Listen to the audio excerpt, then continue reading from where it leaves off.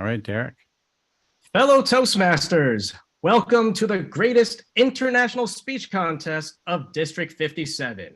Today, you will witness 9 speakers with a combined Toastmastering experience of over 62 years.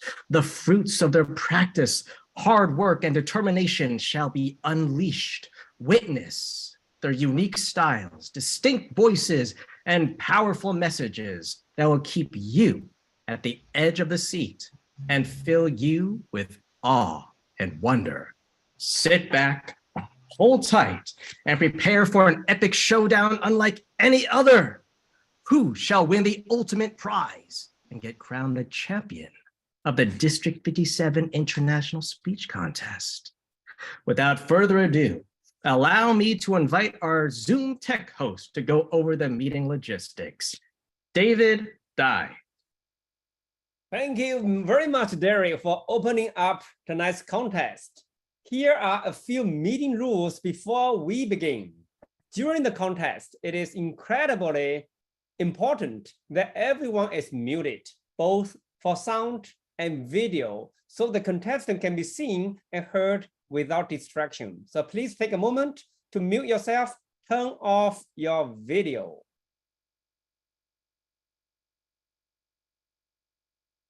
Thank you. All participants should have been muted by default as you entered. Please verify that your line is muted. One more time, audio and video.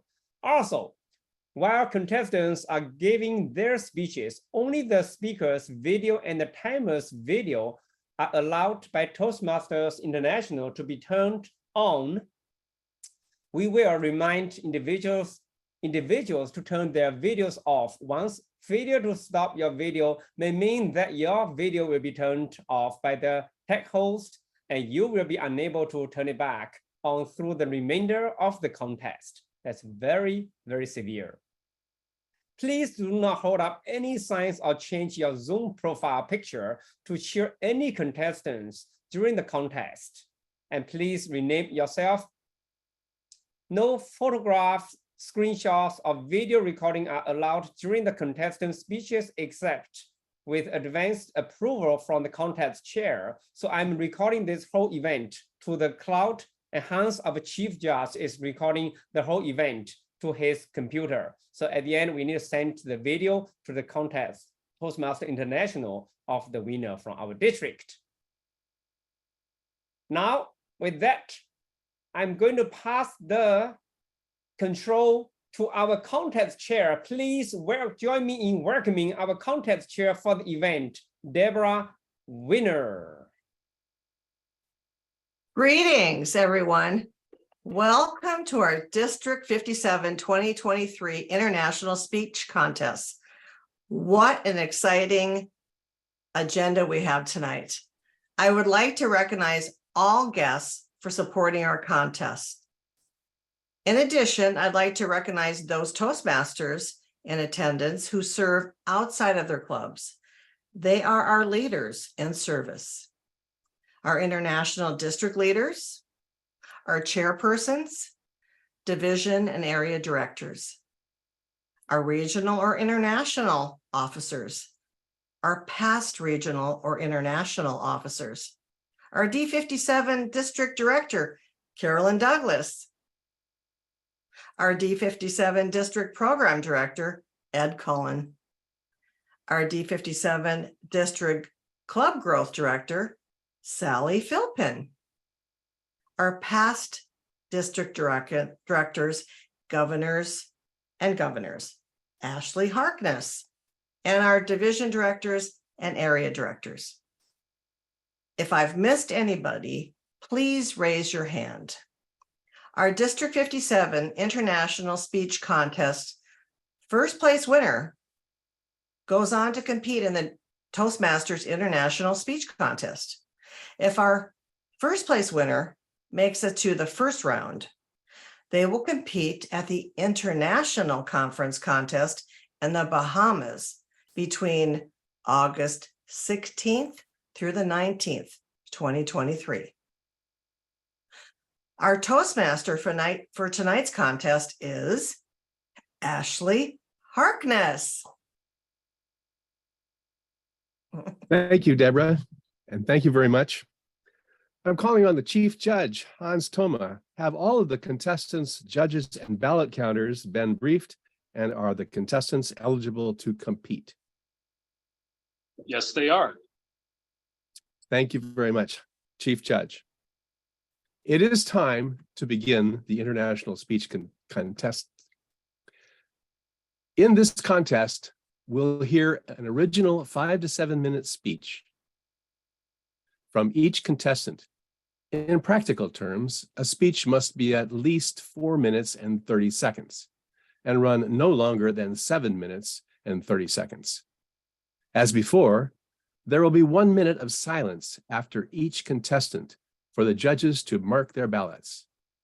After the final contestant, I'll ask for silence until the judges finish ranking the contestants and the counters have collected the ballots.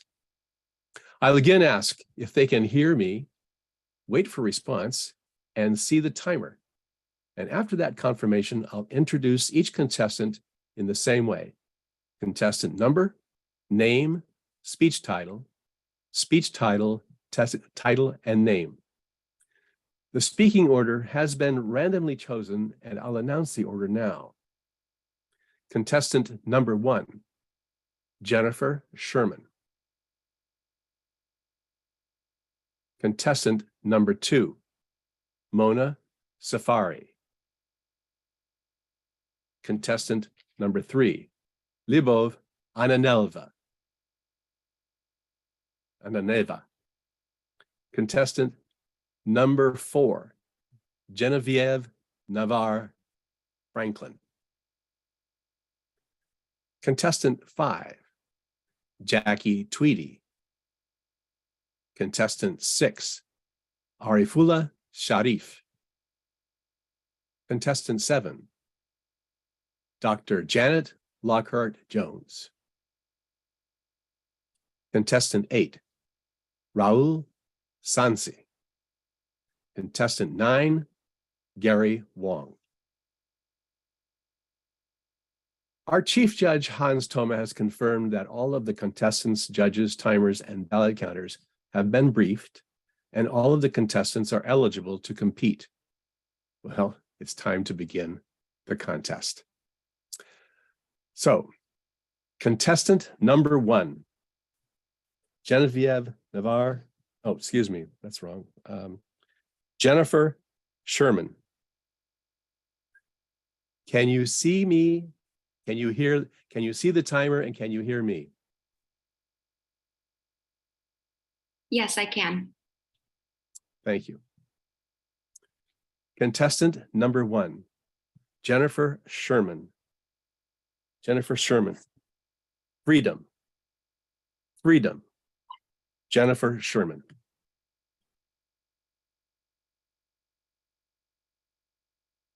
Good evening, Toastmasters, judges, and guests.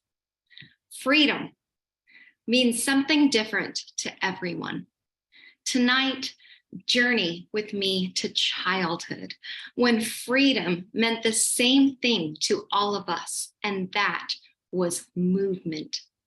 If you have seen a toddler's face when they learned how to crawl or to walk, then you have seen pure joy. Why? Well, it was hard to learn. They fell down a lot, but then they could go where their will determined rather than the will of their parents. It is a huge step towards independence, and the world starts to get bigger. A few years later, and the world becomes bigger still with a bicycle. Did anyone else ride all over their town? I did. Eventually free to travel out of the sight of my parents and free to make choices that they were blissfully unaware of. Bringing us to the teenage years. Think back. Life was fresh, fun, full of possibilities, and a little bit scary. The best and scariest part of turning 16, learning to drive. I remember practicing driving with my parents white-knuckled beside me in the passenger seat while I held my hands at 10 and 2 and worked my way up from empty parking lots to the freeway. My dad lectured me on the responsibilities of driving and tried to take all the fun out of it. But the day I got that driver's license, all I felt was a sense of awe. I was born wanting to grow up, crawling early, walking early, and I was in that DMV on my 16th birthday, ready to ace that test and rule the world. What made that license so valuable was that it was hard to earn, like walking as a toddler or getting that first real job or getting that first real kiss. At 16, I loved driving to work at Sizzler, making $4 an hour and getting that $65 paycheck because I felt like I was out of my parents' reach. I worked 2 jobs in high school so that I could afford to backpack through Europe when I graduated at 17, a free spirit at a young age. Years later, I still loved to drive and I had drive. I worked as a nurse, saving babies' lives in the neonatal intensive care unit, and I liked to be in charge. So I drove myself harder and harder, becoming charge nurse, manager, earning national certifications, and climbing higher and higher up that corporate ladder. At age 40, I graduated with my master's degree from UC Berkeley, and I was on top of the world. Driving, I thought I could fly. They say pride goes before the fall. For me, that fall came literally. When one day, working in the unit I loved like a home for 20 years, I fainted. A week later, I fainted again. I will spare the medical saga. Now I have a fainting disorder called POTS syndrome, and when I stand still for several minutes, the blood pools in my feet and I faint. I don't get to be a nurse or drive anymore. For some odd reason, the people in charge want you to remain conscious for both of those things. Now, Miss Independent, I'm back to asking my mommy and daddy, both in their 70s, to give me and my kids rides where we need to go. And I am so grateful to them and that they're around to help me, but shouldn't I be the one taking care of them? If I'm honest, I feel like another child in the car who's lost all her rights to adulting. I also feel like a burden to people, no matter what they say, so I hardly leave my house and my world has become very small once again. It's frustrating when I never faint while sitting down, only standing, and I don't know about you all, but I always sit when I drive. Also, I'm a rule follower, even if the man or the DMV doesn't want to hear me. But now picture me some months ago. My kids were being teenagers. I was sick of my house and I needed nature. I was sick of asking for rides, but I was not sick. So I decided, damn the man, I will drive my car today. And I did. I knew I would be safe and seated. The second I was in that seat, driving with nobody in my car, I felt freedom. Absolute freedom like I've never felt. Driving through the Petaluma vineyards at sunset, I appreciated every single cloud, every hill, every row of grapes, and the myriad of colors that graced the sky that evening. I listened to my music and I enjoyed the silence of my own company. I also looked for cops like never before, and I decided that fainting might be a real disservice in prison. But happily I made it, but I haven't driven since. I told myself that evening that I'd work diligently to find other methods of movement to get back the independence that driving had offered me in life and be grateful. But this experience led me to wonder what else I have that brings me joy that I would feel lost without. I will never get back the life I had before this fluke illness took things away from me, many that were hard to achieve. Yet my greatest accomplishments are in front of me every day, and those are my children. My daughter has just received her driver's permit, and I cannot wait to watch her expand her place in this world, and my son is not far behind. I believe that my journey can teach us to enjoy our freedom in whatever form it takes. For it is this new appreciation of all of my blessings that have given me a new life when my drive and my independence had to take a backseat. Mr. Toastmaster. Thank you, contestant number 1. Please turn off your video and mute your microphone. Timer, please provide 1 minute of silence for the judges to mark their ballots. Not 2, 1. Okay.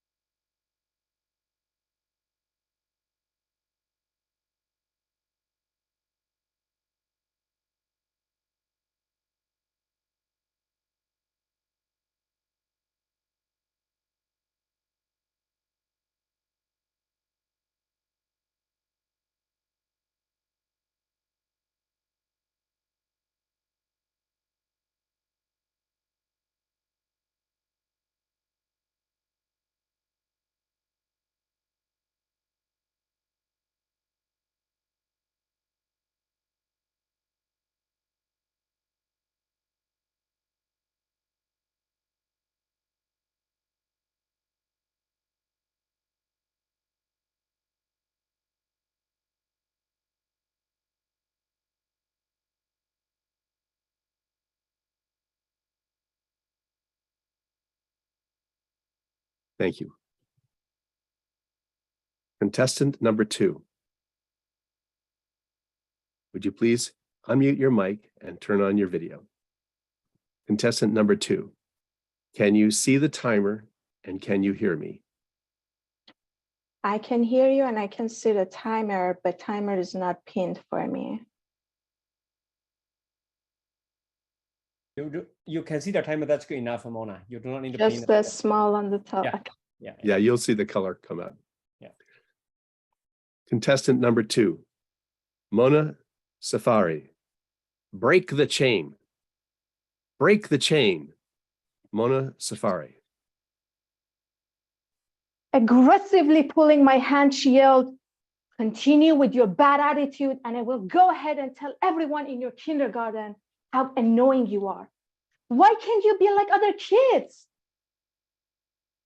"No, please, I'll stay quiet, I promise." That day, I couldn't talk, eat, or play. I just sat in a corner, looking at other kids, asking my 5-year-old self, what is wrong with me? Why can't I be like them? I started hating the way I sounded, my laugh, and my conservative family's constant criticism, which made it more obvious how much of a difference there was between me as a girl and my brothers. "You cannot wear that. Cover up." "Shh, be quiet. You're just a girl." This was one of many continuous links in the chain that held me. Feeling hurt and unseen at home, I was insecure, feeling inadequate all the time, and I really wanted to get validation. In 8th grade, I thought that I had finally found a way to get my mom's attention. I just needed to get accepted into a prestigious high school. I locked myself in my room and poured everything I had into studying. I got the result, so I excitedly rushed home to show her. There it was, that familiar Wednesday Addams face. That was it. 365 days of hard work was nothing except the chain that held me grew another link. What else could I do? Despite being broken inside, I did everything I could to become that daughter she wanted. I got accepted into a prestigious high school, to college with electrical engineering, and even got an acceptance to a high-ranking school for a master's degree in the States. I sacrificed being away from family, my country, and childhood memories to become that gifted daughter she always wished to have. But every time I called, "Why can't you be a doctor like your cousin?" I was never enough. And again, the chain that held me grew another link. Having tried everything to gain approval, there seemed to be no other options left. I was this close to throwing my life away and disappearing from all those constant inner voices in my head. I am annoying. I am a burden. It was in that moment when I received the most unexpected call from my teacher, whom I hadn't talked to for years, asking me if I was doing well. Wow, someone actually cared about me. That was a sign. This was not the end of it. I could still heal from all that pain. I immediately signed up for an intense meditation retreat. And within the third day, I learned how to breathe. Really. One link of the chain broke. I added the support from a therapist who helped me learn to give myself the respect, attention, validation, and love I never experienced. Another link in the chain broke. I joined Toastmasters, which helped me to come out of my comfort zone, head up, and use my voice to convey my thoughts and emotions. I realized that I should be the first to congratulate myself for all of my academic and professional successes. The last link of the chain broke. Fellow Toastmasters, what is keeping you from becoming the hero in your own journey and break the chains of suppression, fear, and doubts? I am no longer that little girl who was yelled at anytime she was trying to express herself or simply laugh out loud. Today, I'm standing in front of you powerfully, speaking in a foreign language with an accent to show you that anyone can break the chains that hold us back. Anyone can heal a wounded heart, change their thoughts, and let go of other people's expectations. Let today be the day when we become that loving and genuine person we always wanted to have in our lives. The power is in our hands. Let today be the beginning of breaking the chains and never think that you're not enough. Master Toastmaster. Thank you, contestant number 2. Please mute your mic and turn off your video. Timer, please give us 1 minute while the judges are completing their ballots.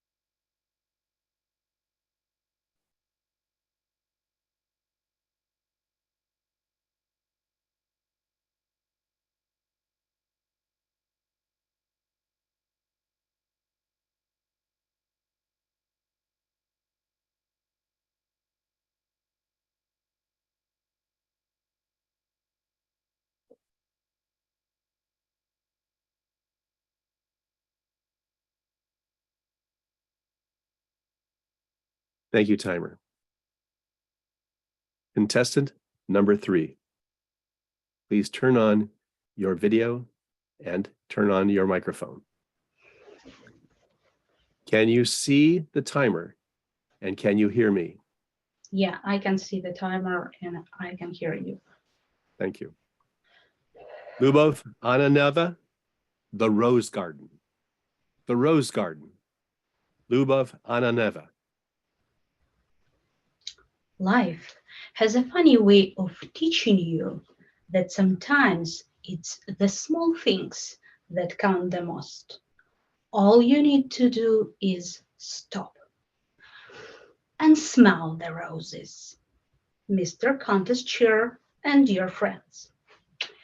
In August of 1996, my best friend Nadia was getting married. It's the perfect day every girl dreams of. Nadia spent 3 hours with one of the best hairstylists. And when she came back, her luscious long hair had been turned into a beehive, like Marge Simpson. Nadia was horrified, mortified, and threatened to cancel the wedding. Cooler heads prevailed and convinced her that it wasn't that bad. They lied. It was horrible. But it was her wedding day. So I took her hand and said, "We'll do it together." And Nadia entered the hall in her white fitted gown, flawless makeup, looking like she had just stepped out of a Vogue magazine. And the wedding went off without a hitch. Weeks later, I met Nadia. We laughed hysterically at her beehive fiasco and how caught up we got sometimes in the small things. We sat in the Rose Garden, our favorite place, to find peace and tranquility. We would often sit there and watch the sunset. The bright colors of the sun would shine through the tapestry of the white and red roses. Her rose garden was our safe place. Over the years, our friendship would blossom and enrich our lives. Of course, we had our ups and downs, but at the end, it was our friendship what mattered. Yet nothing would prepare me for what happened next. On a warm evening in May 2013, while sitting in her rose garden, Nadia flipped my world upside down. She had just found out she had stage 3 ovarian cancer. My heart sank, wondering if I would be able to carry on without her. This was my best friend who had been there for me for so many years. Ironically, the first thing she said was, "Do you know what terrifies me the most? That I will lose my hair." I quickly reminded her of her infamous beehive. tears turned into laughter. I took her hand and said, "We'll do it together." Eventually, after chemo, her hair did fall out. I kept my promise to be there and shaved my head. I looked like G.I. Jane with glasses. We took pictures, crying and laughing together, though I knew deep in my heart that she was battling the fight of her life for her life. Whenever things got too much for her, we would return to the rose garden and watch the sunset, embracing those precious moments together. What precious moments are you able to share with someone you care for?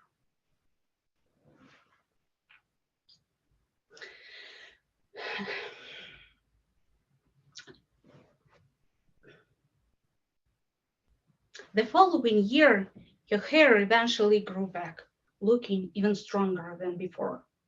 She believed she had beaten the odds, and we celebrated the years of healthy life. Until that crisp, cold morning I will never forget.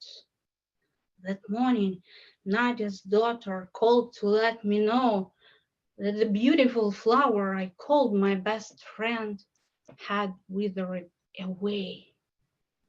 My heart sank again, wondering if I would be able to carry on without her.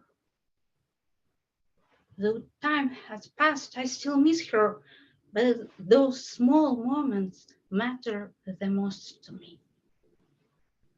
Unforgettable evenings sitting in that very garden, the unwavering strength we found in each other, and the endless tears of joy we shared. Someone once said, the best portion of life will be those small, nameless moments you spend smiling with someone who matters to you. Who are you able to share those small, nameless moments with? Recently, I went to a wedding, and when I saw a bride, she instantly reminded me of Nadia. Her white, beautiful dress, her flawless makeup, her luscious long hair.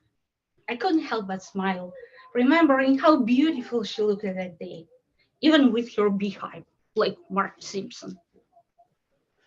I still visit the rose garden every once in a while, smell the roses, watch the sunset. Its warm glow makes me smile, knowing that we were always there for each other. We would always find a way to turn tears into laughter, and we always did it together. Back to you, Mr. Contest Chair. Thank you, contestant 3. Please mute your mic and turn off your video. Timer, please give us 1 minute while the judges mark their ballot.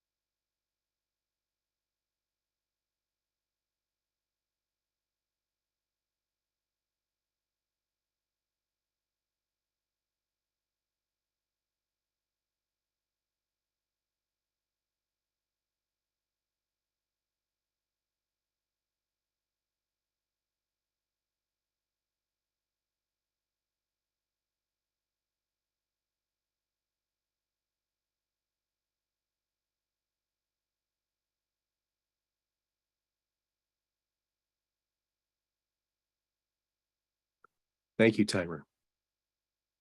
Contest number 4. Please turn on your video and turn on your microphone. Contestant number 4, can you see the timer? And can you hear me? Yes, I can. I can hear you. Can you hear me? Oh, yes, you're quite well. Contestant number 4, Genevieve Navarre Franklin, Invictus. Invictus, Genevieve Navarre Franklin. The brave man, said Nelson Mandela, the brave man is not the one who has no fears, but the man who has overcome them. Beloved listeners, throughout my life, I have had the privilege of offering spiritual consolation to my fellow human beings in some of their most hopeless moments. Through the depths of such despair, I have found that often the most powerful lessons in living come to us from those who are facing their dying. In the fell clutch of circumstance, in the fierce grip of the coronavirus, chaplains like me, no longer able to visit hospital patients in person, did our utmost to offer them comfort by telephone. The phrase "in the fell clutch of circumstance" isn't mine. It comes from a 19th century poem written by William Ernest Henley called Invictus in Latin, that is to say, unconquered. Because of a deeply moving experience I had in my spiritual care work, that poem has become transformational in my life. During the pandemic, I seldom was able to speak to any given patient more than once. But there was a period of time when I spoke to the same patient, not once or twice, but 5 times in the 29 days he was in the hospital with COVID, desperately fighting for his life. His primary language was Spanish. The first time I called him, he was having such difficulty speaking, that is to say, breathing, that he could hardly utter a single word. Not wanting to tax him, I offered simply a brief universal invocation that the light, the love, and power of grace might uphold him, support, and protect him. On the second week, he was on my list again. This time, I chose a traditional petition from one of my mother's old cherished prayer books. As I read to him in Spanish, the sound of the oxygen pumping into his lungs marked the beat of every verse. Whoosh.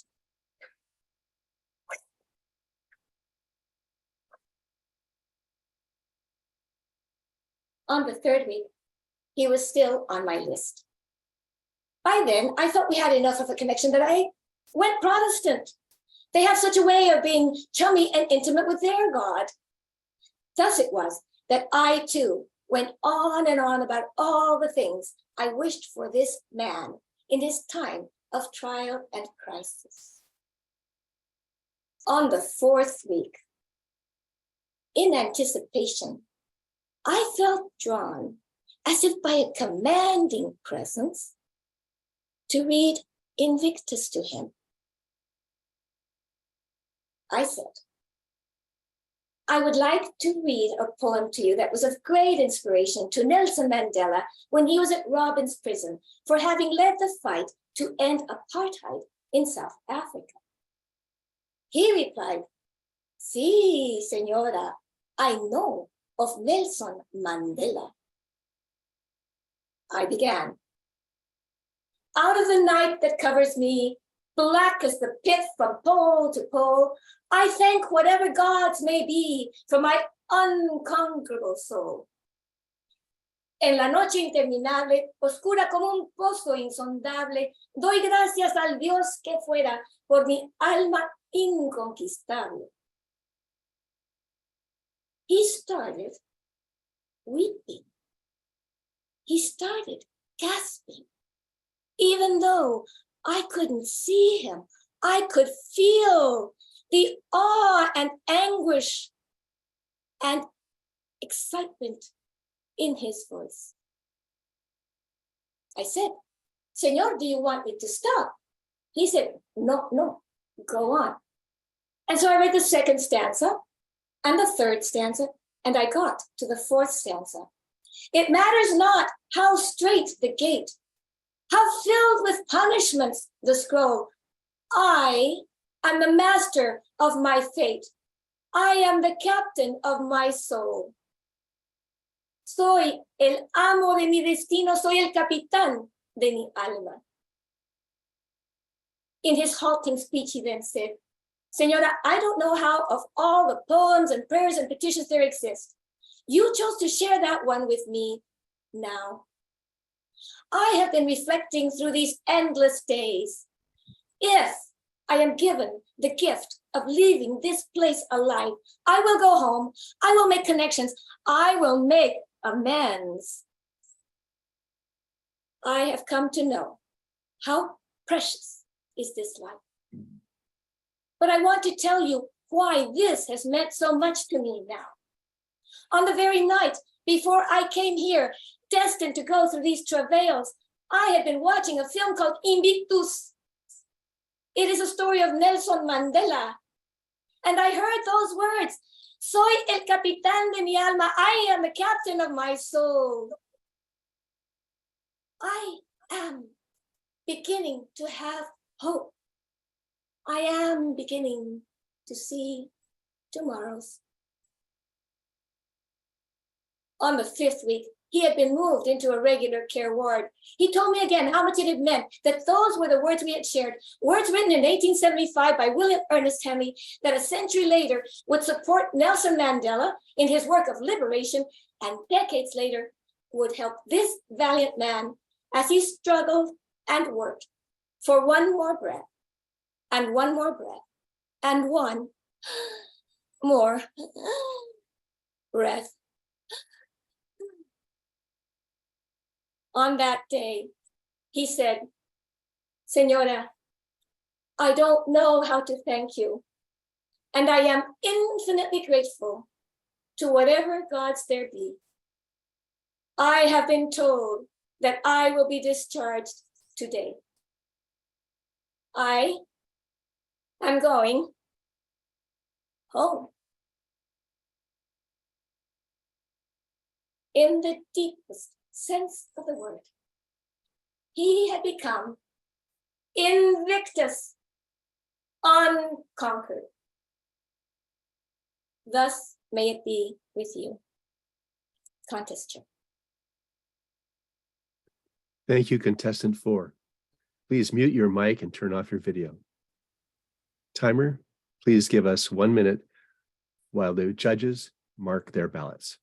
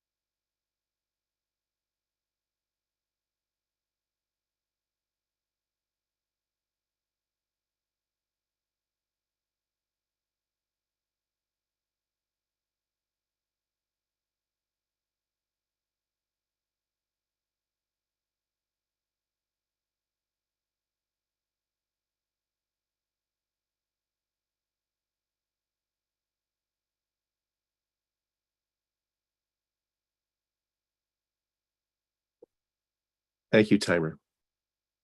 Contestant number 5, please turn on your video and unmute your mic. Can you see the timer and can you hear me? I can hear you and I can see the timer. Thank you. Contestant number 5, Jackie Tweedy, a little bit of magic. A little bit of magic, Jackie Tweedy. Here she comes, floating down from the sky with her umbrella. It's magic. I'm 5 years old, sitting with my mum, watching the movie Mary Poppins, always my favourite. It's about a family search for the right nanny, and then unexpectedly, Mary Poppins turns up out of the blue. She brings calm to the chaos and uses kindness and a little bit of magic. Mary Poppins can use a click of her fingers to make all the toys put themselves away. Wouldn't you like to have magic like that? I must have watched this movie countless times over the decades. My mum and I know all the words to all the songs. And we're watching it again today. And my mum says, "What's this film?" "It's Mary Poppins, Mum, you know." "Never seen it before."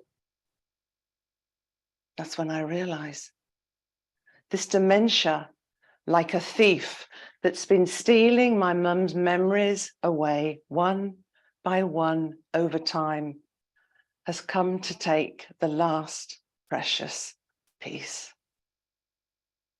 What am I going to do? She'll need a caregiver in her own home now, and I live 100 miles away. Now it's my turn to go and search for the right person to look after my mum. All the caregivers I find look great on paper. They're qualified, they've got experience, but they're all missing something. Annabelle. "Your mother keeps repeating herself. She is driving me crazy." Tim. "Oh, I've lost your mother. She's wandered off and I can't find her anywhere." Jason, covered in tattoos. "Your mum keeps touching my tattoos. It's got to stop." No patience, no focus, no empathy, no help to me. All these caregivers and plenty of others after them have simply made my bad situation even worse. I don't know what I'm going to do. And then out of the blue, as if by magic, Debbie arrives. And Debbie's different. Debbie doesn't see my mum's dementia. Debbie sees my mum, the essence of my mum. She wants to know everything about her. "Tell me, Jackie, what did your mum used to be like before her dementia? What were her interests? What was important to her? What did she love?" Debbie is starting to sprinkle a little bit of magic in my mum's life. I'm amazed at how she does it. It's the little things I notice. When my mum repeats herself again and again, Debbie really listens. When my mum wanders off, Debbie goes with her.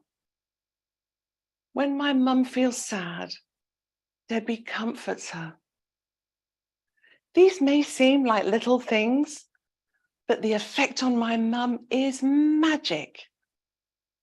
Have you noticed how it's the little things that make the biggest difference? I am delighted because my search is over. I found my own Mary Poppins. Debbie is practically perfect in every way. I pop in one day to see them. Debbie has made my mum an afternoon tea. She's made it beautifully. Little tiny cakes, finest china cups, a beautiful tablecloth, all the little touches. And she's made my mum center stage, like the hostess she always used to be. And she says to me, "Jackie, look at all the things your mum has done." And my mum is in the center, radiant and beaming. She really does believe she did all this. That's not just caring. That's love. That's magic. Everything is going really well until the day when Debbie drops her bombshell. "I'm sorry, Jackie, I've got to leave. I want to be with my daughter in Australia." But Debbie, you can't leave. I need you. My mum needs you. You're my Mary Poppins. I've never had a carer like you before. You're one of a kind. Jackie, you're gonna be fine. I'm not special. I care for your mum in the way that I would want her to care for me if our roles were swapped. I put myself into her shoes and I know how to care for her because I just imagine what it would be like. That's when I understand. It's not Debbie who's magic. It's the things Debbie does that's magic, the little things that make such a big difference. In my experience, when we notice something needs doing and we do it, magic happens. We create a connection that allows us to connect with other people and improve their lives. But also in doing so, improve our own. And it's not about Mary Poppins and it's not about Debbie, because we can all do this. It's the little things that make the big difference. So what can you do in your life? What little thing could you do to make a big difference? Take a breath. Be kind. Smile. Step into someone else's shoes. Little things, big difference. Magic. Mr. Contest Chair. Thank you, contestant 5. Please turn off your video and mute your mic. Timer, please give us 1 minute while the judges mark their ballots.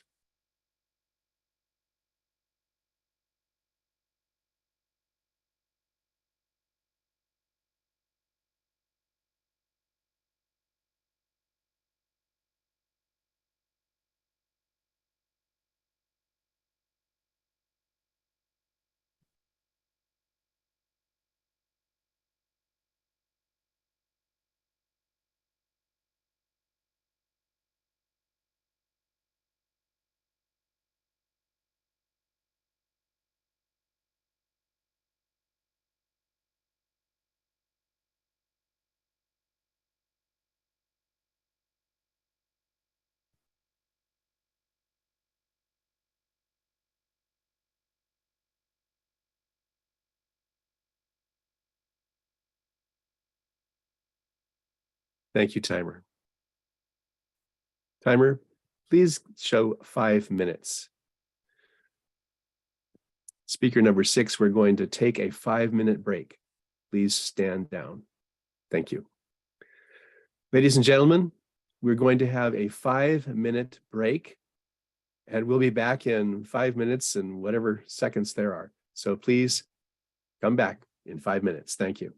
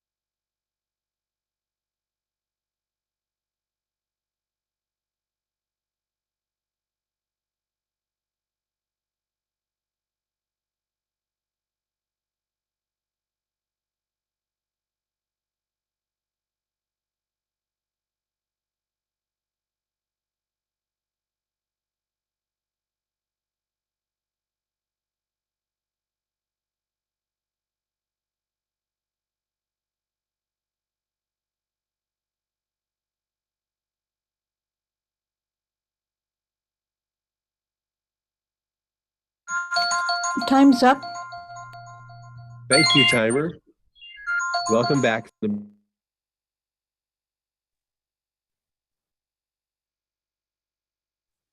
If you have put on your microphones or your video, Hi, can you hear me?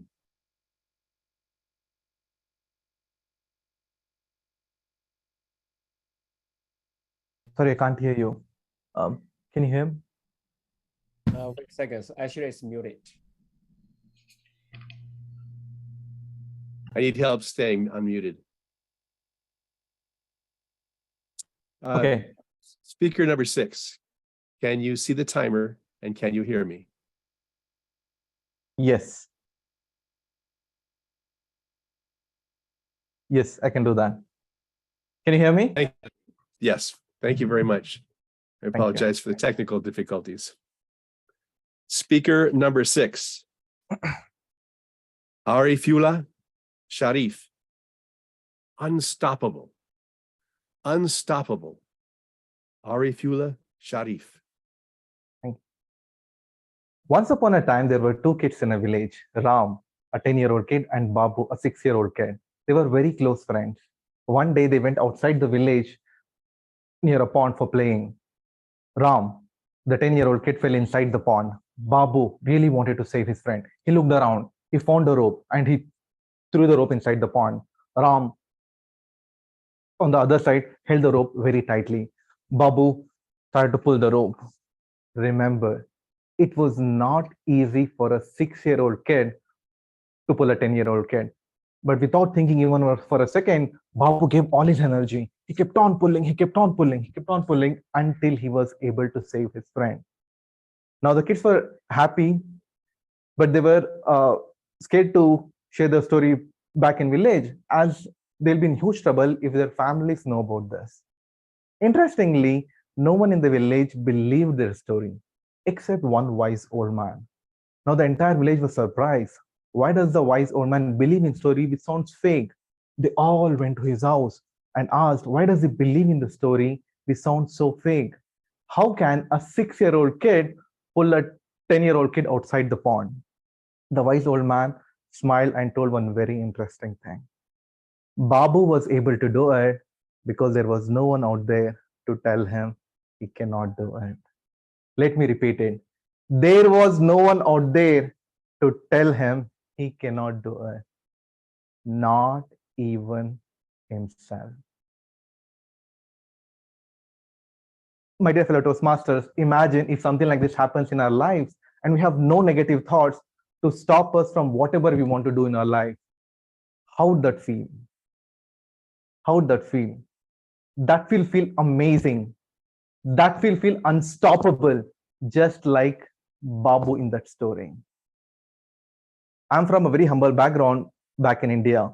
My father hardly used to make $20 a whole month. We could hardly eat with 6 people in the family, and we could hardly afford education.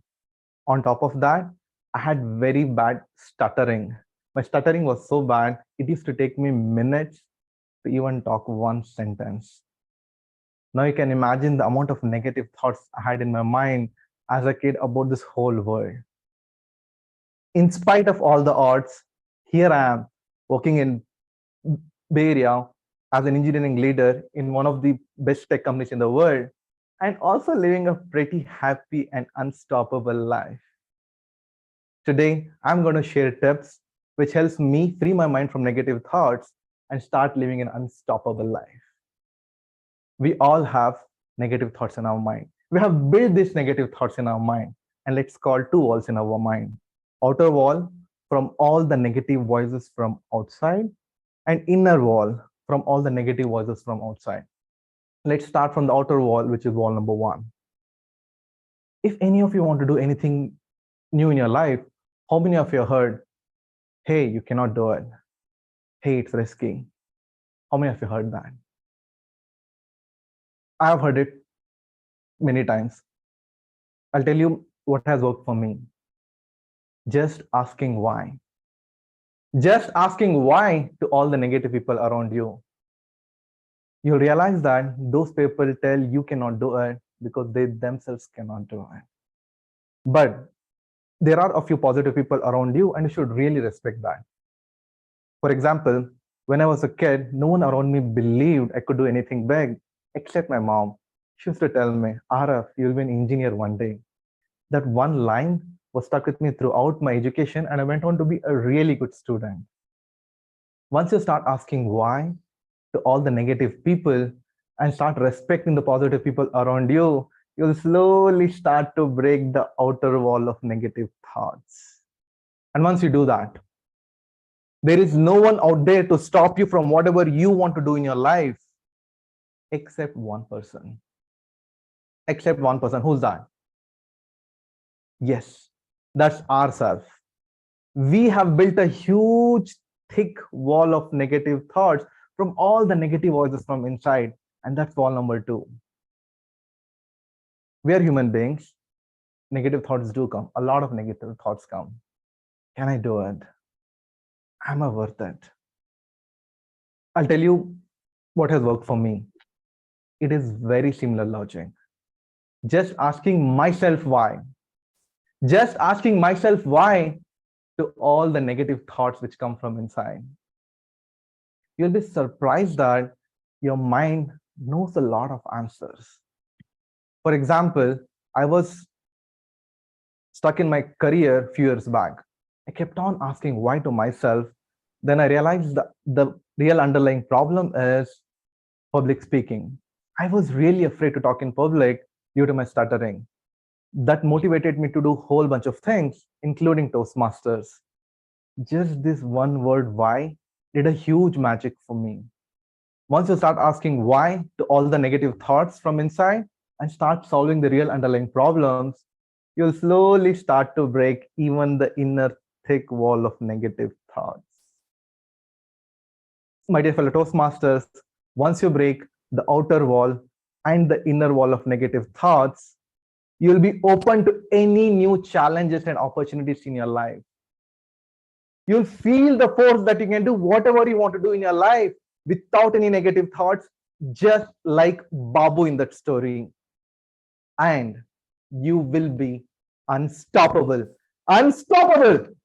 Thank you. Back to Toastmasters.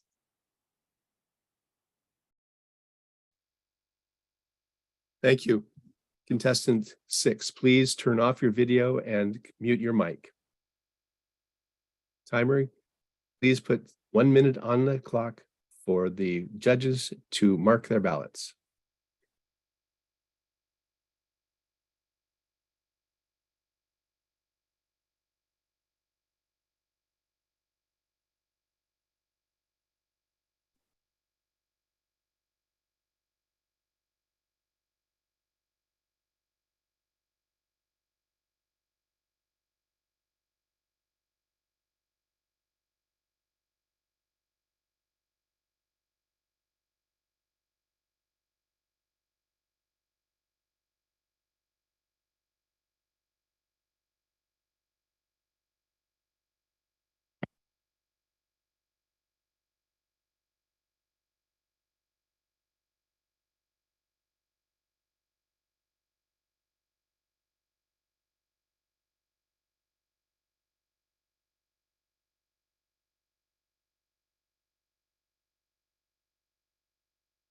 Thank you, timer. Contest 7. Contestant 7, please turn on your video and unmute your mic.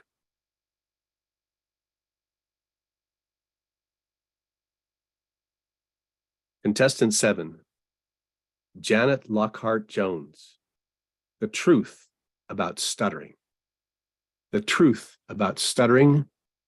Dr. Janet Lockhart Jones. Toastmasters and guests, how much do you know? How much do you really know about the topic of stuttering? Some of you may know a little, some of you may know a lot. Some of you may know absolutely nothing at all. That's okay though, because tonight you will learn the truth about stuttering. See, I have stuttered all my life. Now I have a 5-year-old godson who stutters, and I am on a mission to successfully get him through this phase. I know firsthand how stuttering can adversely affect and impact one's self-esteem, self-confidence, and willingness to speak up. Since stuttering often begins in childhood, and you just heard speaker number 6 speak to that, imagine the impact on a child who wants to speak up, who knows what he or she really wants to say, but chooses to remain silent because of the fear of being embarrassed. See, that child was me. I don't recall a time in my life when I did not stutter. Now, this doesn't mean that I stutter all the time, because I don't, but I still today do stutter under certain conditions. But I've learned to live with it, manage it, and thrive with it. So today I want to share with you what stuttering is and what stuttering is not. And to share with you what stuttering is not, I will share with you some myths that are associated with stuttering that are simply not true. I will also share with you some tips and suggestions for how to respond to people who stutter. My hope is that you walk away from my speech more informed and more empathetic toward those who stutter, and you will readily acknowledge that they are really no different from you. So what is stuttering? Well, the National Institute on Deafness and Other Communication Disorders defines stuttering, also called stammering, as a speech disorder characterized by repetition of sounds, syllables, or words, prolongation of sounds, and interruptions known as blocks. See, an individual who stutters knows exactly what he or she would like to say, but just has trouble producing a normal flow of speech. So these speech behaviors, these speech disruptions may be accompanied by struggle behaviors, such as rapid eye blinks or tremors of the lips. See, stuttering can make it difficult to communicate with other people, which often affects a person's quality of life, as well as interpersonal relationships. Stuttering can also negatively influence job performance and opportunities. And treatment for stuttering can come at a high financial cost. So let's pause now to look at a few statistics. Take a guess. How many adults do you think stutter in the United States? Well, roughly 3 million Americans stutter. Stuttering affects people of all ages and often starts with children between the ages of 2 and 6 as they are developing critical language skills. Approximately 5 to 10% of all children will stutter for some period in their life, lasting from a few weeks to several years. Approximately 75% of children will recover from stuttering. For the remaining 25% who continue to stutter, stuttering can persist as a lifelong communication disorder. So that's what stuttering is. Let's now look at what stuttering is not. And let's look at a few myths. People stutter because they are nervous. Not true. Because fluent speakers occasionally become disfluent when they are nervous or under stress, some people assume, wrongfully, that people who stutter do so for the same reason. Now, while people who stutter may be nervous because they stutter, nervousness is not the root cause. Stuttering is psychological, not true. Emotional factors typically accompany stuttering, but it is not primarily a psychological or mental condition. Stuttering is a neurological condition for which treatment or therapy may help. People who stutter are of lower intelligence or less capable. Not true. Stuttering community has its share of scientists, writers, college professors, doctors, lawyers, and yes, even public speakers and Toastmasters like myself and Speaker 6. So ladies and gentlemen, Toastmasters, I shared with you why this topic is of interest to me. I've defined stuttering. I've shared with you some statistics and myths. So the next time you speak to someone who stutters or stammers, how will you react? What will you say? Here's a few tips. First, listen to the person the same way you would listen to someone who doesn't stutter. 2, be patient. Do not try to finish what the person is saying. 3, listen to what the person is saying, not how they're saying it. 4, don't ask the person to slow down or start over, but it might help if you speak more calmly and a little slower. 5, don't interrupt children or adults, but ask them to explain anything you don't understand. However, if you're interacting with a very young child and that young child is struggling to speak and becoming frustrated, it might help if you just say, wait a minute, and move down to meet them at their eye level. Try to ask questions that only need short answers. This will help the child tell you exactly what he or she wants us to say. Back to you. Thank you, contestant 7. Please turn off your video and mute your microphone. Timer, give us 1 minute of silence while the judges mark their ballots.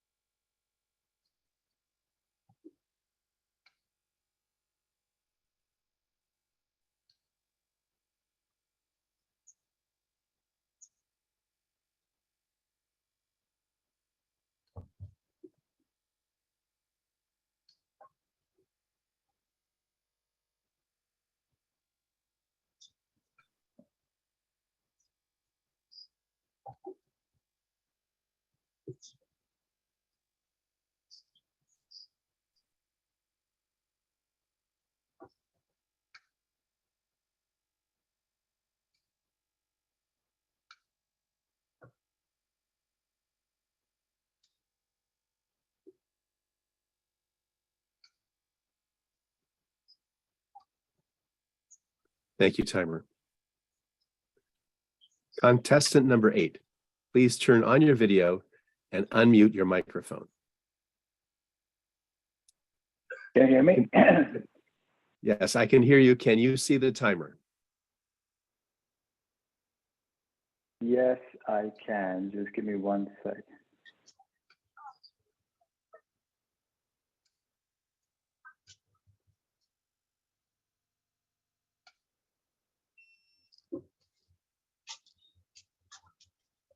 Yes, I can see the timer. Thank you. Contestant number 8, Raul Suel Sansi, Bear. Raul Sansi.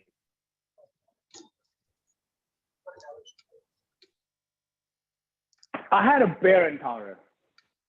It happened in my 20s when I was living in Southern California. Rose, the girl I was dating at that time, was in the market for a new car. So Rose and I decided to visit our local Mercedes car dealership. We were standing in the parking lot browsing through cars when we were approached by a gentleman. He was tanned, he had blonde hair, and he was wearing a tie. And I could tell he had a lot of product in his hair. He introduced himself and said, "Hi, I'm Don. How can I help you?" Don was the quintessential car salesman. He was polite, he was friendly, and he showed us a number of cars. And to my surprise, Rose decided to buy a car right then and there, and Don made a fat commission. Rose and I became friends with Don. One day, he invited us to a happy hour. At the happy hour, I remember thinking to myself, wow, Don is such a nice guy. He's so friendly. I should probably pay for the drinks tonight. So I offered, and Don quickly accepted. He was a little bit too eager. After the happy hour, Don said, you guys are such good customers. You even paid for my drinks tonight. I want to take you to a nightclub. I know the people there, and I can get us a bottle service. Now, at that point in my life, I didn't know what the word bottle service meant. In fact, I wasn't even very familiar with the business model of nightclubs in general. So instead of asking Don what bottle service meant, I did what any guy does when he pretends to be a baller. I said, Don, let's do it. Let's get those bottle services. Soon, Rose, Don, and I were at the nightclub. We were sitting at our own table at the nightclub. Sitting at the table, I was looking at everyone around me, and I was engulfed by a strong sense of superiority. Wow, I have my own table at a nightclub. I've made it. I'm now among the social elite of Southern California. The hostess arrived, and she brought us a drinks menu. Don handed me the drinks menu and asked me to pick a bottle of alcohol. I looked at the menu, and it had two columns. On the left were names of bottles of alcohol, all in French, and next to each bottle was a number. There were no dollar signs. So I thought to myself, this nightclub clearly only serves French alcohol, and these numbers must indicate the size of the bottles in milliliters. French follow the metric system after all.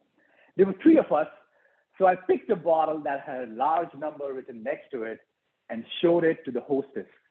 The hostess came back with a beautiful bottle of champagne, and then she asked us for a credit card. Don looked at me and said, Rahul, you picked the champagne. Why don't you give her your credit card? I was surprised. I said, Don, you brought us here. We are your guests. You should pay for the champagne. Don said, don't worry about it. Let me go and speak to the manager. So Don left. 20 minutes later, the hostess came back and informed us that Don was gone. He had left the nightclub. And then she said, you cannot leave until you pay for the champagne. I was shocked. I felt deceived, but I didn't want to create a scene. So I told her, I'll pay for the champagne. How much is it? She said, $900. At that point, I had a moment of mental clarity. I quickly figured out the business model of nightclubs. Only get a table at a nightclub if you also buy expensive alcohol. And then the most embarrassing realization hit me. The numbers next to the bottles indicated their price. I guess I had never seen such expensive alcohol before that night. As I came back to my senses, I realized that I was mad. I was really mad at Don. So I told the hostess, I'm not paying $900. You can call the cops if you want. A few minutes later, the cops arrived. I explained to the cops what had happened, but they said the same thing. You cannot leave until you pay the $900. At that point, I lost it. I started yelling at the cops, and in my rage, I pulled out my wallet, I took out my credit card, and I threw it on the floor. The hostess was standing right next to me. She picked up my card, ran it, and handed me a receipt for $900. I was about to leave when someone tapped my shoulder. I turned around and I saw myself staring into a torso. It was a large torso. I slowly lifted my gaze to look into the eyes of the giant standing in front of me. The giant said, do you want your money back? I said, yes, I do. So he handed me a business card and he left the scene. I looked at the business card and it had the symbol of a bear paw on it. Below the bear paw was the word bear and then a phone number. Bear was the bouncer at the nightclub. The next morning, I called that number. It was Bear on the other end. He asked me to meet him at the Mercedes car dealership in a couple of hours. I wasn't sure what was going to happen, but 2 hours later, I was at the car dealership. Bear was standing outside. I shook his hand, and Bear and I started walking into the Mercedes car dealership. Everyone in the parking lot stopped what they were doing and started staring at us. It was something they had never seen before. There was Bear, the 7-foot giant, wearing jeans and a black t-shirt and sunglasses. And next to him was me, the skinny Indian dude, trying to look tough. I wasn't wearing any sunglasses, so I was squinting as I was trying to look tough. Don was also in the parking lot. He looked at us and he ran into the office of the Mercedes car dealership. Bear and I followed Don into his office. We walked up to his desk. There were no words spoken. Don took out a checkbook and wrote me a check for $900. Ladies and gentlemen, that was my Bear encounter.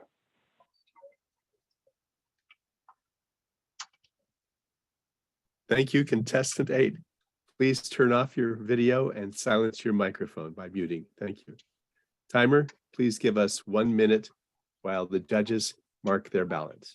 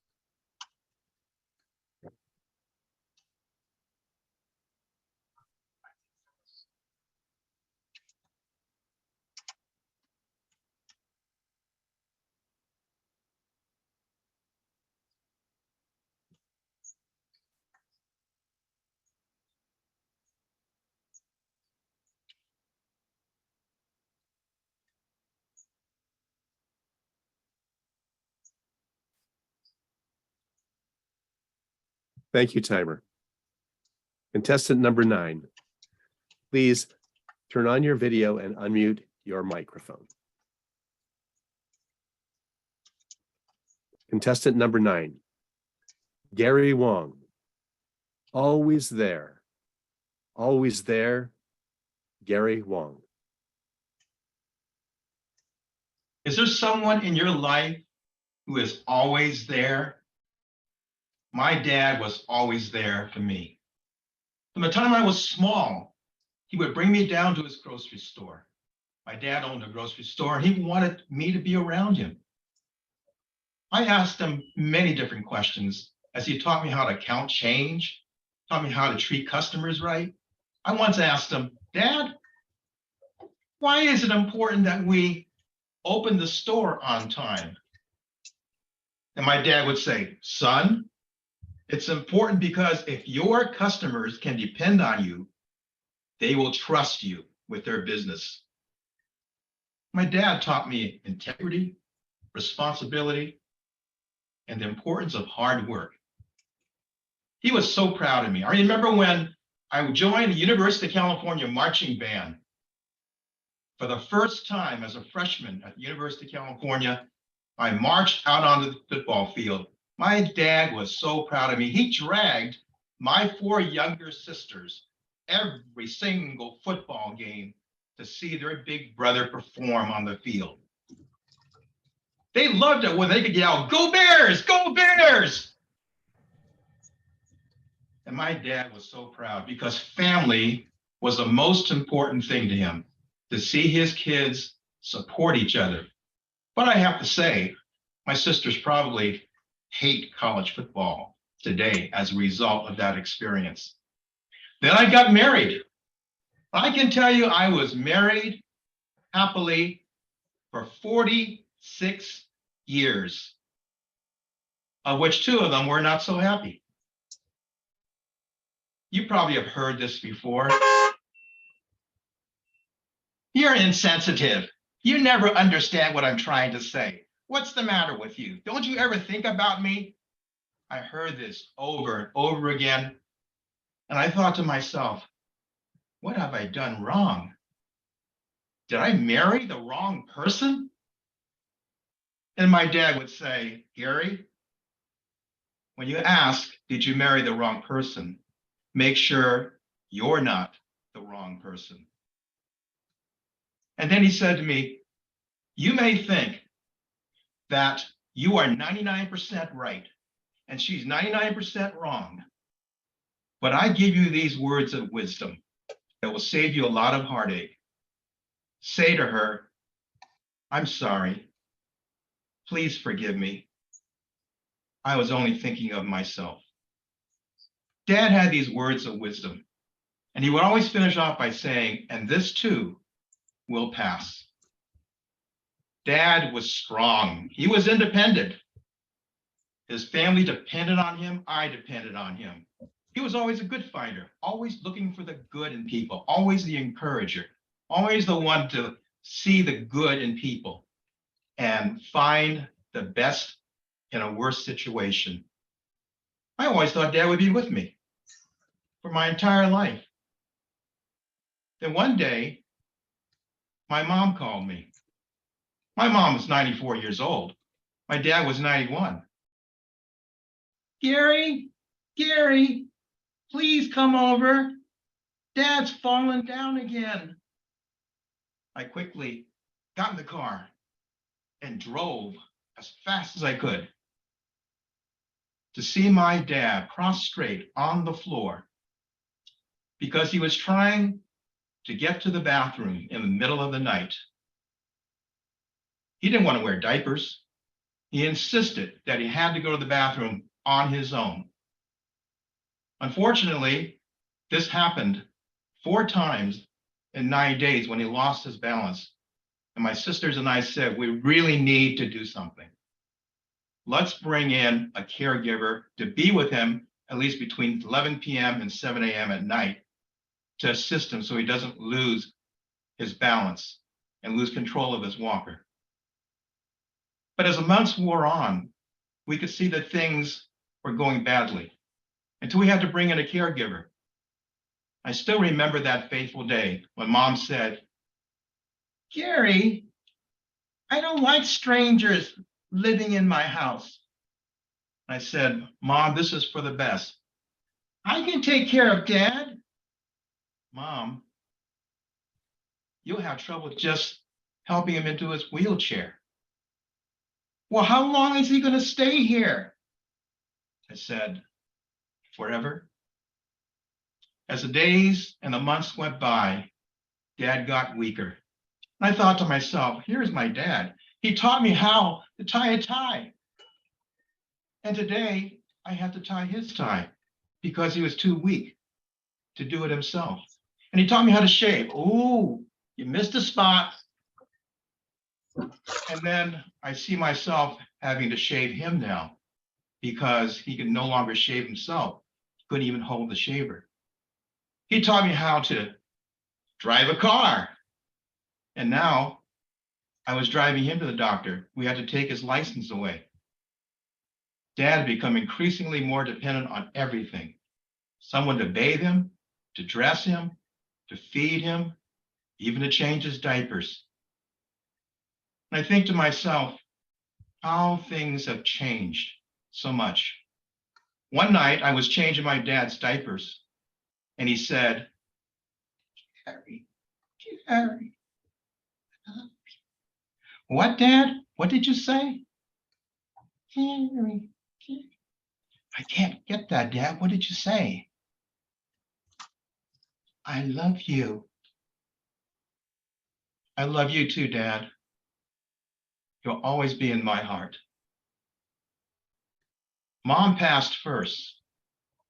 And then after she passed, Dad became even more lonely, more troubled, more forgetful.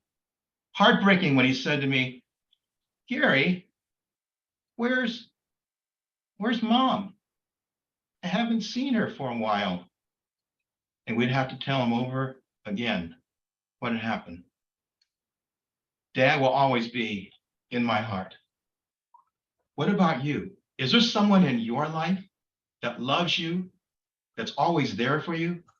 I encourage every one of you, reach out today. Reach out today to that person, because tomorrow is promised to no one. Mr. Contest Chair. Thank you, contestant number 9. Please turn off your video and mute your microphone. We will now, because we've had the last of our contestants, we will now wait until the judges have completed marking their ballots, submitted them, and have left the room with the chief judge. We will resume once all of the ballots have been collected.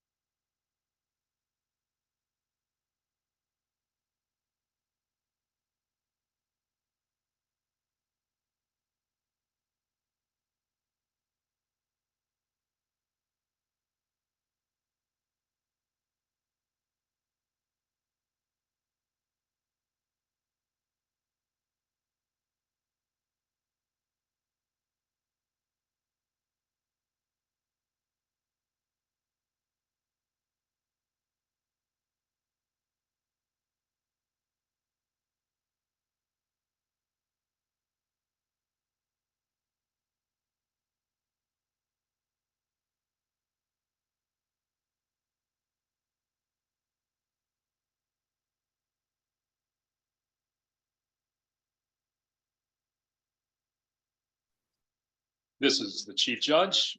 We're waiting for one more bout. And if that judge is wrapping it up, please do so, and we'll give another minute or two for you to do that. Thank you. And Chief Judge, the breakout room is open, so you 4 people can join anytime. Thank you.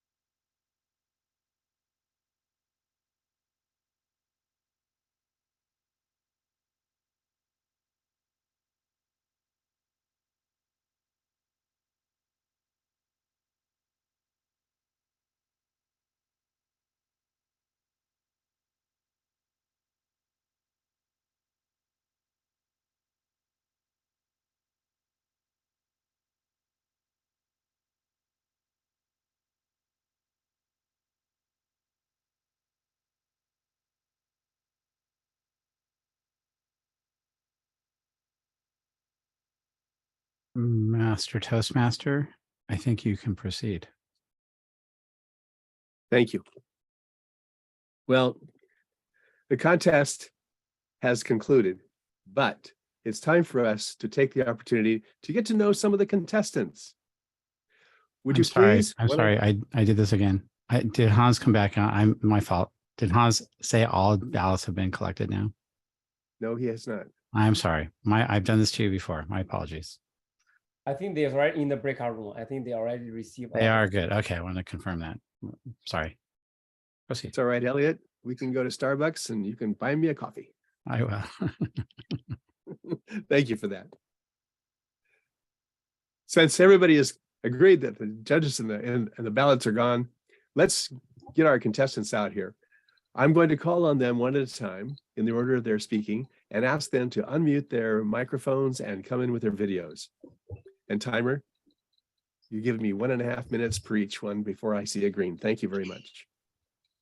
Our first contestant, Jennifer Sherman.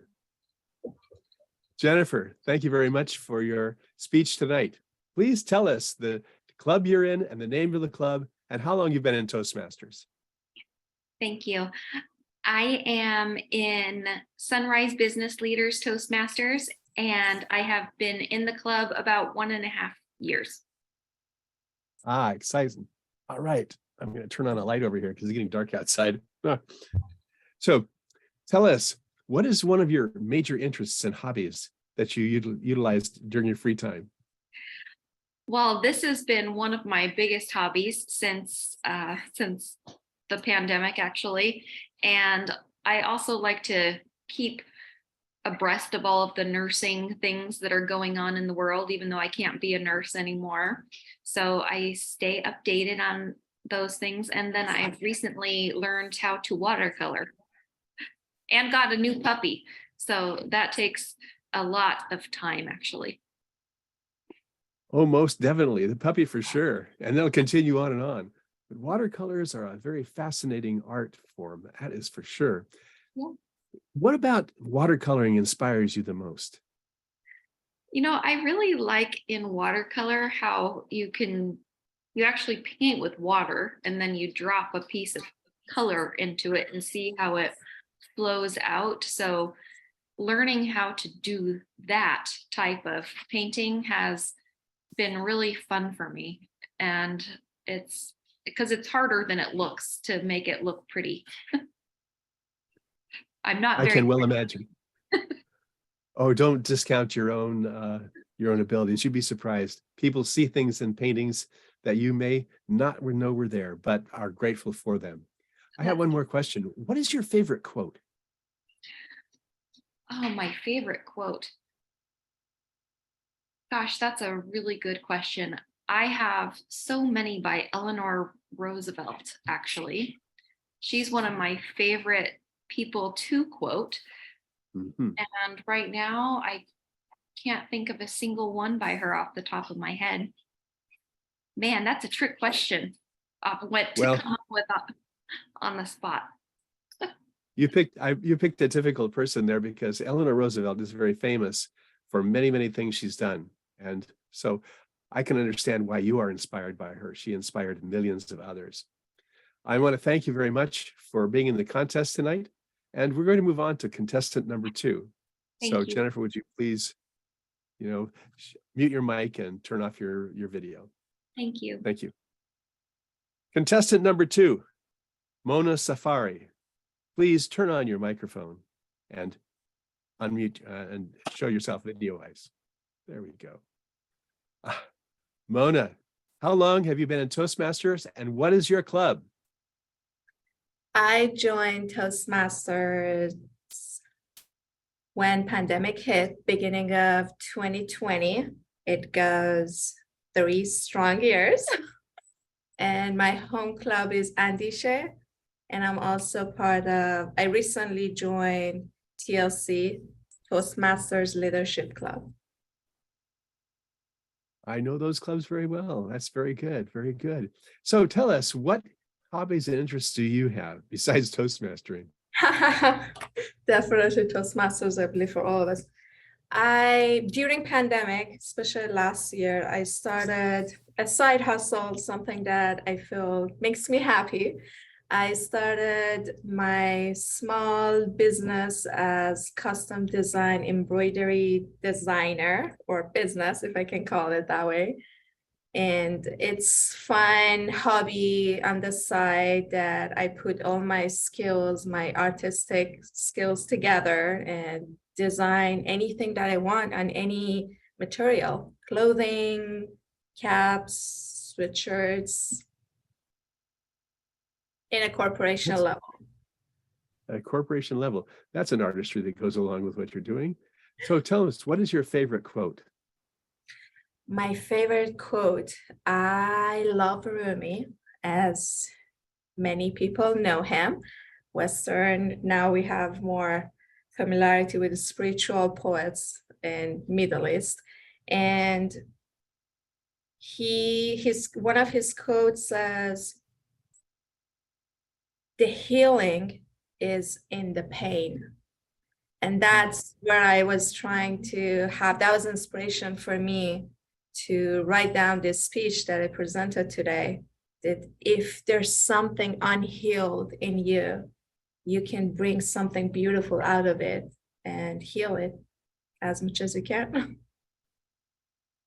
I think that's very good advice. Thank you very much. And congratulations on being a contestant tonight.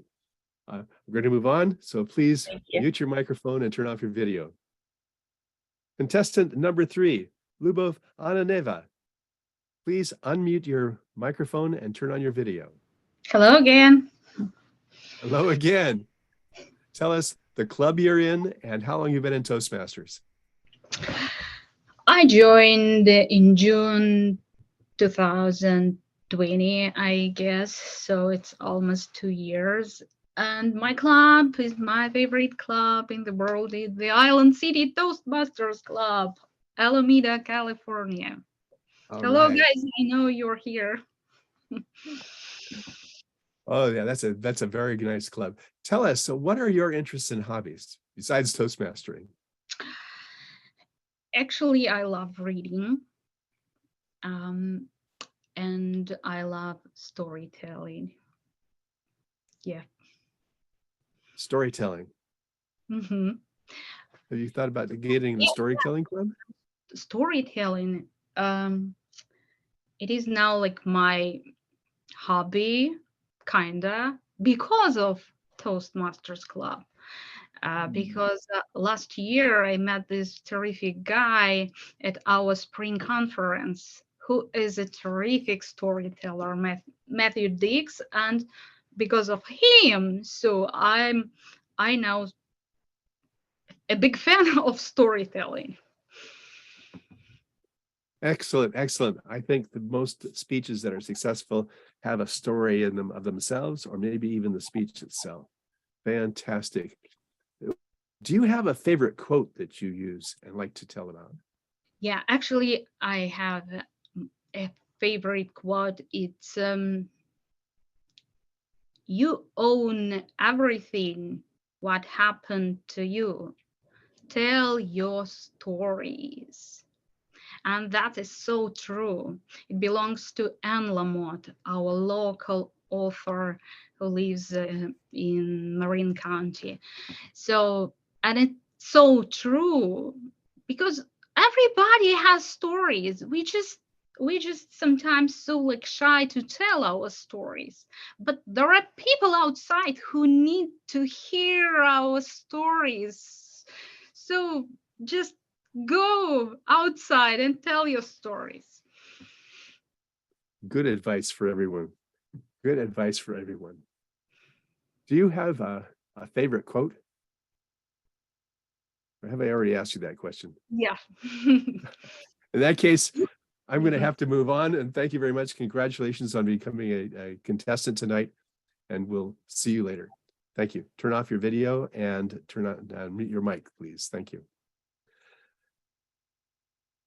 Contestant number 4, Genevieve Navarre Franklin, please turn on your video and unmute your mic. Hi there. Hello, and thank you very much. Tell us what your club is and how long you've been in Toastmasters. I am in Kaiser Communicators in Santa Rosa. And I've been in this particular Toastmasters probably around 6 years, maybe a little more. I was originally in a Toastmasters club for a brief period in San Francisco many, many years ago. I don't even remember the name or where we met. That was a different life, as you can imagine. Oh, I think COVID has turned lives around for all of us in a lot of ways. Yeah. Tell But us. I'm talking about 35 years ago, 40 years ago, Oh, okay. maybe 50. Tell us about your interests and hobbies besides Toastmastering. I would say that writing and particularly storytelling, personal narrative storytelling is my newest avocation, and I'm pretty passionate about it. Mm-hmm. I have less than hobbies. I used to have some hobbies. I used to be a lot into bicycling, but just commuter bicycling. But I'd say that my interests are primarily around justice. I am a professional interpreter, or I was before I retired. And I am very much interested in justice, particularly in the prison systems, and also in communication. You see, that's an important topic being talked about a lot today. Yeah. Good that you have an interest in that. And I'm also Tell very us. interested Go ahead. I'm interested in the patient experience in healthcare. That's a very important thing also. Right? My wife is going through that right now as a patient. But not about me. What inspires you the most? I generally get inspired by the connection between beings, whether they're human beings or creatures, and the beauty of the world, creation. Yeah. Love. I understand. Love in It said your capital word. speech. Yeah. So you have a favorite quote that you use? Yes, and it's interesting because it's a quote that is both by Antoine de Saint-Exupéry, who wrote The Little Prince, and also Helen Keller did something very similar. But it is only with the heart that one can see rightly. What is essential is invisible to the eye. And it particularly is significant to me because my husband was blind when I met him. And we got a lot of experience of what is essential being invisible to the eye. Very interesting. Well, thank you very much, and congratulations on your being a contestant tonight. Thank you for a beautiful contest. Oh, it's you who had the contest. Please turn off your video and mute your mic. Thank you. Oops. Contestant number 5, Jackie Tweedy. Can you please unmute and bring up your video? Hello. Jackie. Hi. Tell me, what club are you involved in and what's its name? I'm in the Diablo Champagne Breakfast Club, which is in Walnut Creek, and I've been in it about 2.5 years. Excellent, excellent. Do you have specific hobbies and interests that you have besides Toastmastering? I've recently discovered a great interest in birds, and that started off with my mum, really, because my mum, before she got dementia, was involved in a gardening club in the village where she lives. And there was a man in the village who had a perfect recipe for attracting wild birds into your garden. And she gave me the recipe. And so I made this recipe, and we have enormous numbers of birds in our garden now. And I've put a bird feeder outside her window because she's now bedbound. She can't move, but she can see the bird feeder from her bed. And we have woodpeckers. And I know some of these birds aren't very usual for you, but obviously I'm in the UK, and we think a lot of different birds are more exotic than maybe you do, but it's wonderful for her to see them. And she just shrieks with delight when they come down onto the bird feeder. And the most recent experience I've had is that there's a pair of peregrine falcons nesting in the town hall in the town where I live. And they've put 3 different webcams inside. So you can log on at any time of night or day, and you can see, well, we saw the eggs and then the chicks, and then the birds coming to feed them and everything. And it's just fascinating to see such close pictures of animals that are obviously incredibly difficult to see normally and pretty rare in the UK. We have something like that at in Berkeley at the Campanile Tower. They have cameras on a peregrine falcon nest, I believe. But that's very, very interesting. Thank you very much, and congratulations on your being in the contest tonight. Thank you. I'm going to have to move on, but thank you very much. And please mute your mic and turn off your video. Thank you very much, Jackie. Thank you. Contestant number 6, Arifullah Sharif. Please unmute and bring up your video. Hi, Hi, how you doing? I'm doing really good. How about you? Very good. Thank you very much. Tell us the name of your club and its number and where you're from. Yeah, I'm from a club called Fantastic Toastmasters. It's in Newark. All right, fantastic. And how long have you been in Toastmasters? Yeah, it's been around 5 years. 5 years. Excellent. That's lots of fun. Do you have any interests in hobbies besides Toastmastering? Yeah, it's like we have a 6-year-old kid, and from last few years, I really wanted to start reading again, but it was so tough with having a kid who's so energetic, who always wants our time. I started doing this audiobooks a few months back, and it's so convenient. Yeah, so listening to audiobooks is my new favorite hobby. I can listen to so many things when I'm driving, when I'm doing my dishes, like taking care of kid every time. Yeah, so it's audiobooks. Yes, I'm very familiar with audiobooks, and they can be a lot of fun and take up a lot of your time too, but that's great. That's good. Do you have anything that is particularly inspirational to you? Inspirational to me. Yeah, I really like when someone helps other people with no intention of anything in return. Like just that pure thought of helping really inspires me. When someone's trying to do this sort of things with no intention behind, it's beautiful to see that nature of people who want to help others. That really inspires me. I can understand that. Well, thank you very much. We're going to move on, and congratulations again on becoming a contestant. Please mute your microphone and turn off your video. So can we have the next contestant, number 7, Dr. Janet Lockhart Jones? Please unmute your video and unmute your mic and turn on your video.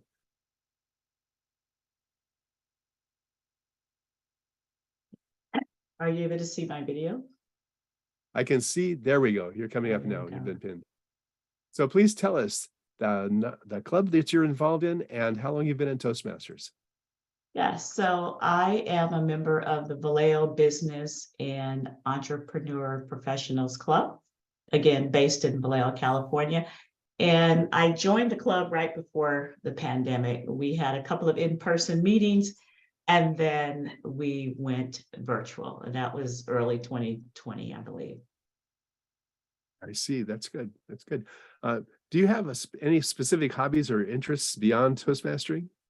Of course, I love gardening. I love fishing, whether it's off of a lake or deep ocean outside of Maui, as an example.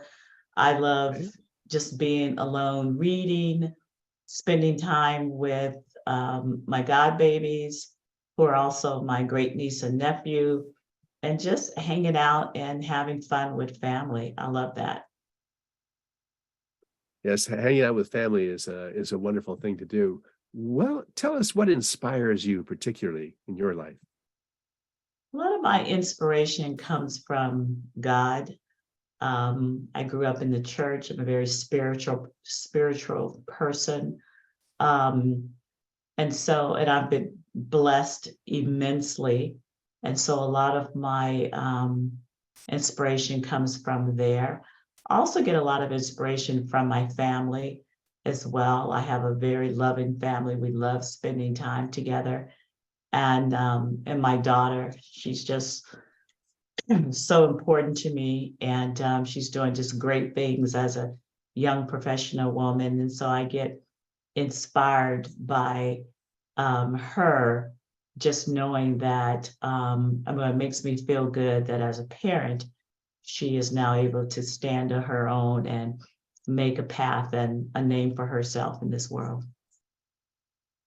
That's wonderful. I think that's just absolutely spectacular. Well, Dr. Jones, we're going to move on. Thank you very much. Congratulations on being a member tonight, and especially Thank about you. telling us the story about stuttering. Appreciate that very much. Please, yes, you view. Good. Well, now we'll move on. Okay. Contestant number 8, Raul Sansi. Please unmute and show your video. Thank you. Raul, how long have you been in Toastmasters and what's your club?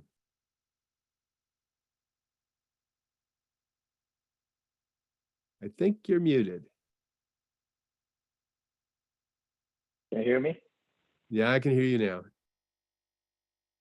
I'm a member of Watergate Toastmasters in Emeryville, and I've been a part of that one for 5 or 6 years now. But I started my Toastmasters journey maybe 10 or more than 10 years ago when I first found out about Toastmasters when I was living in Southern California. And I did it for a few years, but then I took a hiatus and then joined Emeryville again. Wonderful. I remember Watergate. I've been in visiting that club from time to time. But tell us, do you have some specific interests and hobbies beyond Toastmastering? Yeah, I love live music. I really like comedy. Going to comedy shows, stand-up comedy. I do like the outdoors. So whenever I get a chance, I like hiking, like a lot of people in the Bay Area. Yeah, those are some of my hobbies. Excellent. Is there something you find especially inspiring to yourself? Yeah, a good night's sleep. That really inspires me. I feel very inspired when I had a good night's sleep. That's wonderful. And I agree with that so much so. Okay. Do you also have perhaps a favorite quote that you like to share with us? A favorite quote, I would say, I think my favorite quote is by Arianna Huffington.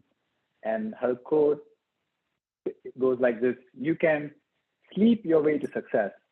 So just get a good night's sleep, have a clear mind, and have motivation and energy, and that will just change your life. So that is one of my favorite quotes, I would say. That's a great quote, and I appreciate that. Thank you. If you don't mind, I'd like to steal it. Getting a good night's sleep is great. Thank you very much for being a contestant tonight, and congratulations on your Toastmastering. Please mute your mic and turn off your video. Thank you, Ashley. Appreciate it. Contestant number 9, Gary Wong. Please unmute your mic and come up with your video. Hey, Ashley. Hello, Gary. So Gary, tell us the club you're in and how long you've been in Toastmasters. I belong to Speakers Forum Toastmasters number 9338, Division H. And I've been in Toastmasters for over 24 years. 24 years, a good long time. Tell us about your interests and hobbies outside of Toastmasters, perhaps. I have 4, I call them the 4 T's. Those are things that I'm most passionate about. So the 4 T's are taxes, travel, Toastmasters, and training servant leaders. That is very inspirational. Is that what inspires you, training servant leaders? That's one of the 4 things, yes. I think that's notable and great. So what is your favorite quote, Gary? My favorite quote is, if you fail to plan, you plan to fail. And that applies to taxes, travel, Toastmasters, and training servant leaders. I would agree with that 100%. And I thank you very much for your time and congratulations on being in this contest tonight, Gary. Thank Please you. shut off your microphone and turn off your video. It's been my pleasure to be your Toastmaster tonight. The Chief Judge has confirmed that the contestants and judges and ballot counters have completed their actions. But now it's time for me to turn the meeting over to our contest chair, Deborah Weiner. Deborah, thank you again for calling upon me to serve you and the rest of Toastmasters in this contest.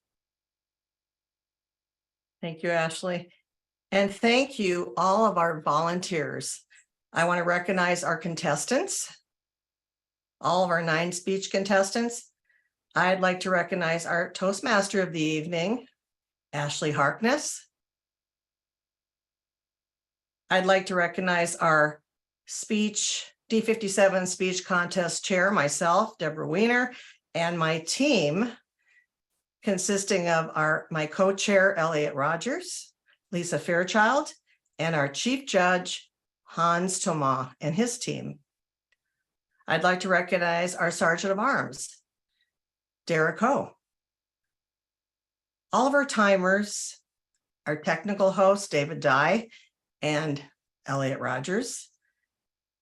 Our chief judge again, Hans Thoma. All of our ballot counters and our judges, and you know who you are.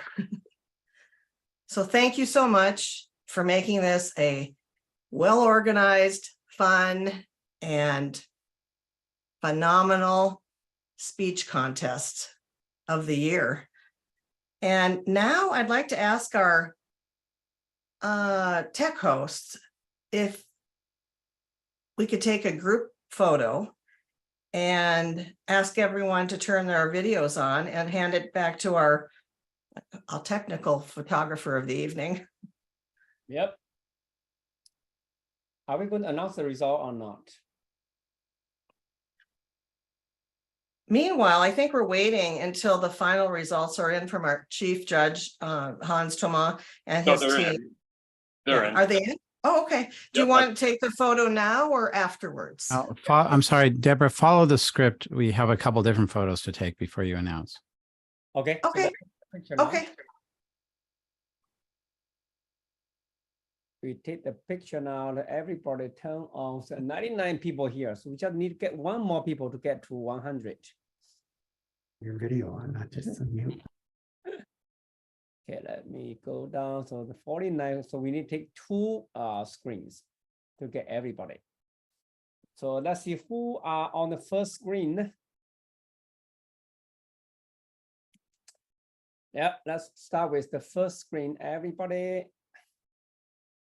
1, 2, 3. Look into the camera always. 1, 2, 3, go. Let's go to the second one. Now, people on the first screen you do not need to smile anymore. Let's see. Second screen, 1, 2, 3, go. Here we go. So we took all the pictures for all the participants here tonight. Yeah, back over to you, Deborah. Thank you. So we've got all the results in. Are there any time disqualifications? No, there were not. Okay, good. So I want to just make some announcements first about looking forward to seeing you all tomorrow at our District 57 Spring Conference and business meeting and our speech evaluation contest tomorrow evening or late afternoon. And our session opens at 4 p.m. And the contest starts at 4:30 p.m. sharp. So we hope to see you there. And now the awards. So it's time to conclude this contest will announce the winners of this evening's contest. And the winners of tonight's speech contest will go on to our District 57 International Speech Contest. The first place winner will go on to compete in the Toastmasters International Speech Contest in August in the Bahamas. And our first place winner that makes it to the first round will compete there. And then the second place winner will be a backup in case the first round winner cannot compete. So all international speech contestants, please, or district speech contestants, please turn your video on. Everyone else, please turn your video off. And our tech host will take a picture of all of our contestants. Yes, Madam Chair. Let's see, 1, 2, 3, 4, 5, 6, 7, 8, 9. So who is the first one? Is it Deborah? Did you turn off your camera? And Susan, can you turn your camera off too, please? Let me do it for her again. Stop video. Okay, so we got 9 people here. 1, 2, 3, 9, 10. Eh? How come we have 10 people? Should be 9, huh? All the contestants, smile, big smile. Great job, everybody. 1, 2, 3, go. There you go. Yep, back over to you, Deborah. Okay, thank you, David. So I'd like to ask that as the winners are read, to ask the tech host to please spotlight each one. First, the third place winner, then the second place winner, and then the first place winner. Are you ready to send the results?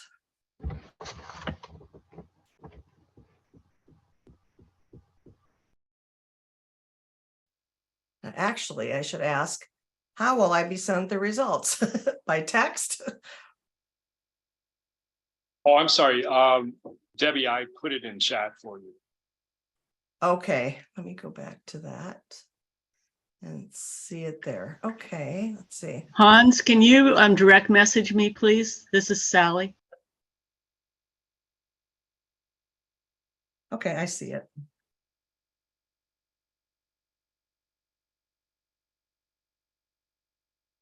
Okay. So are we ready for my announcement of the winners? Yes. Okay, so I'd like to announce the third place winner of our D57 speech contest, Genevieve Navarre Franklin. Genevieve Navarre Franklin. Our second place winner is Mona Safari. Mona Safari. And our first place winner is Jackie Tweedy. Jackie Tweedy. Congratulations. I'm going to take a picture. Okay. And so everyone except the winners, please turn off your video and mute.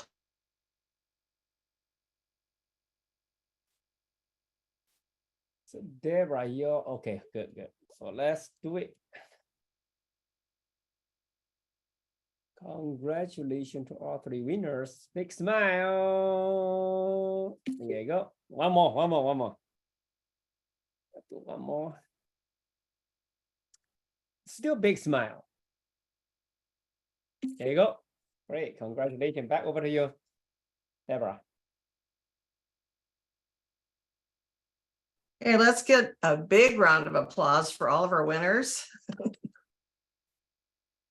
And you can turn on your mics and as you give a big round of applause for our contestants. And this concludes the 2023 D57 International Speech Contest. To everyone, thank you for joining us tonight and for all our volunteers. And this contest is now adjourned, and we will leave the room open for about 10 minutes. Leave. And we look forward to seeing you all tomorrow also. Woo! Congratulations. Outstanding. Congratulations, everybody. Great contest. Yes. Welcome, Louisa. Good job. Some amazing speeches. Thank you so much. Very inspirational. It was done beautifully. Thank you for running it. So beautiful. Well We done. ended a lot earlier than we thought we would, which is amazing. You were Well, I'm so really grateful. organized. You were very, very organized. I mean, things were really just right on it. Amazing. Yes. And I'm glad it ended early. We have a heavy day tomorrow. Oh, yeah. Yes, we do. Yes, we do. I'm especially grateful because I'm in the UK and it's 4:45 in the morning for me. So I'm ready for my bed. I was interested to hear about the sleep just now. I'm really looking forward to some sleep.